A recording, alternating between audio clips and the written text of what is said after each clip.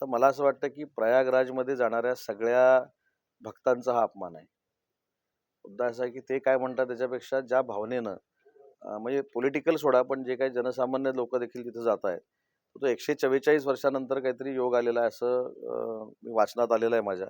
त्याच्यामुळे ही सगळ्याच भक्तगणांची चेष्टा आहे. काल जसं सांगितलं, की शिंदे साहेबांच्या आणि शिंदे साहेबांच्या सहकाऱ्यांकडे जर जेवायला जायचं असेल, तर आमच्या आदेशाशिवाय जायचं नाही.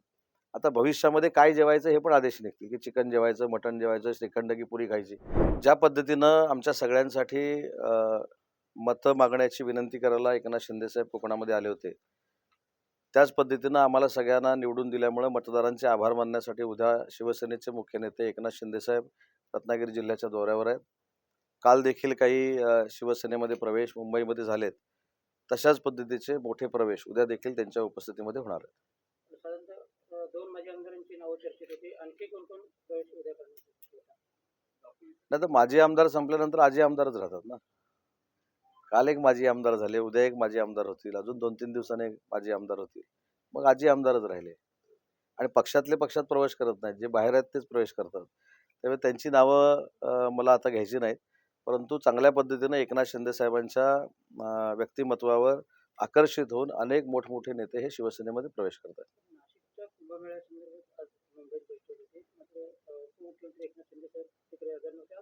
तर नाशिकला बैठक सुरू आहे त्यांची. ज्यावेळी मुंबईमध्ये बैठक सुरू होती त्यावेळी ते नाशिक दौऱ्यावर होते. प्रत्येक वेळी एकनाथ शिंदे साहेब त्या बैठकीला उपस्थित नव्हते. ही जरी सूत्रांकडनं माहिती मिळत असेल तर त्यांच्यामधलं समन्वय जो आहे तो अतिशय चांगला आहे देवेंद्रजींमधला आणि त्यांच्यामधला. त्याच्यामुळे आपण ह्या सगळ्या गोष्टी असं मानत असतो, की ते नाही. आता मध्ये एकदा ते बैठकीला नव्हते. त्याचं क्लॅरिफिकेशन स्वतः मुख्यमंत्री महोदयांनी दिलं होतं, की त्यांच्या पत्नी आजारी होत्या म्हणून ते आले नव्हते. तर मला असं वाटतं, की पूर्ण माहिती घेतल्यानंतरच काही लोकांनी बोललं पाहिजे. आणि याच्यावर आमचे विरोधक जे सारखी टीका करतात त्यांनी माहिती घेतली पाहिजे, की त्या दौऱ्यावरती कुठं आहेत? का मुख्यमंत्री महोदयांबरोबर बैठकीला उपस्थित नव्हते? सुधीर जावळ असं म्हणाले की प्रयागराजमधील पाण्यामध्ये पाप माझ्या अंगाला लागतील म्हणून मी त्याच्यावर डुबकी मारली नाही. काय सांगाल कसं विधान बघताय?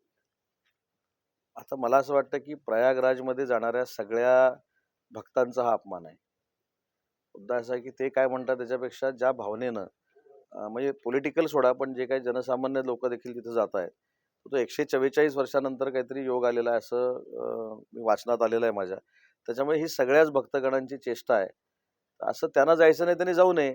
असं काही कोणी बंधन केलेलं नाही, की तिथं जावं, तिथं डुबकी मारून यावं. ज्यांना कुठं डुबकी मारायची त्याने डुबकी मारावी ना. पण प्रयागराजला जी लोकं जात आहेत, त्यांच्यावर टीका करण्याचा कोणाला अधिकार नाही. कृषी मंत्री असं म्हणाले की 1 रुपयामध्ये आपण पीक विमा योजना घेतो. 1 रुपयामध्ये 1 रुपयाची भीक सुद्धा कोणी भिकारी या ठिकाणी घेत नाही. असं असताना ही योजना 1 रुपयावरती तरी प्रश्नचिन्ह उपस्थित केलं. कोणी? कृषी मंत्री माणिकराव कोकाटे यांनी. नाही, नाही. मी माहिती घेतो. शेवटी कसं आहे, की त्यांचं वक्तव्य त्यांनी कशामुळं केलंय, हे मी त्यांना विचारतो आणि मग त्याच्यावर मी बोलणं योग्य ठरेल. कारण शेवटी ते मंत्रिमंडळातले माझे सहकारी आहेत आणि त्यांनी वेगळ्या कुठच्या अर्थानं ते बोललेले असायचे. त्याचा अर्थ आम्ही काहीतरी वेगळं लावत असायचो.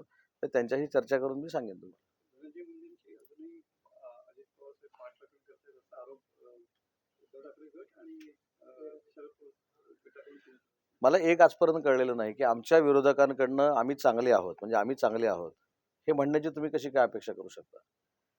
त्यांनी जर आम्ही चांगलं आहे म्हटलं, मग तुम्ही परत म्हणणार ते शिंदे साहेबांच्या संपर्कात आहेत, ते अजितदादांच्या संपर्कात आहेत, ते देवेंद्रजींच्या संपर्कात. जो विरोधक आहे तो विरोधक आहे.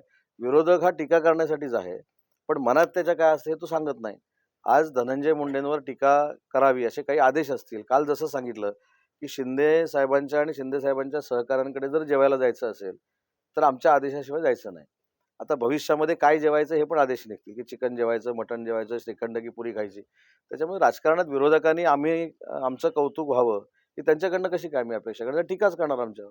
सरकार राजन साळवे यांचा पक्षप्रवेश झाल्यानंतर त्यांनी माध्यमांशी बोलताना सांगितलं राजन साळवेंनी की सामंतांनी लोकसभेला राऊतांना मदत केली आणि राऊतांनी विधानसभेला सामंतांना मदत केली. बघा, राजकारणामध्ये कोणी कोणाला मदत केली, हा राजकीय रणनीतीचा भाग आहे. ज्याला कळली तो जिंकतो, ज्याला नाही कळली तो पडतो. त्याचप्रमाणे विनायक राऊतांनी पण काल म्हटलं की 2000 पहिल्या इलेक्शनमध्ये सुद्धा राजन साळवी अहो मी तेच सांगितलं की राजकारणातल्या सगळ्या रणनीत्या अशा सगळ्या आम्ही सांगायला लागलो. त्याला काहीच अर्थ नाही. त्यालाच राजकारण म्हणतात. ज्यांना कळलं नाही त्यांचा पराभव होतो. ज्यांना कळतं ते निवडून येतात.